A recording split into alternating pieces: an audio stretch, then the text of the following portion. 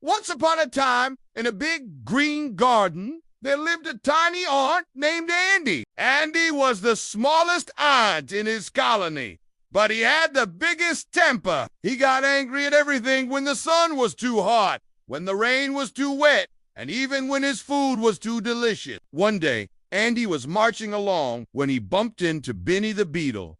"Watch where you're going, clumsy bug," Andy snapped. Benny blinked. "But you bumped into me." Andy just huffed and stomped away. Next, he saw Lily the ladybug resting on a leaf. "Move it, slowpoke," Andy grumbled. Lily sighed. "Why are you always so angry, Andy? Because the world is annoying," Andy shouted, kicking a pebble. As he stormed off, he didn't see the big, dark shadow above him. A giant foot squished Andy into the mud.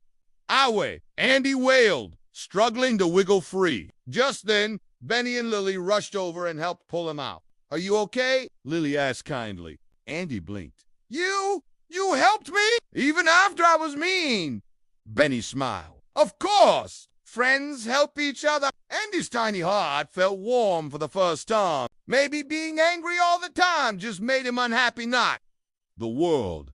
From that day on, Andy tried to stay calm. He said sorry to his friends, shared his food, and even laughed when things went wrong.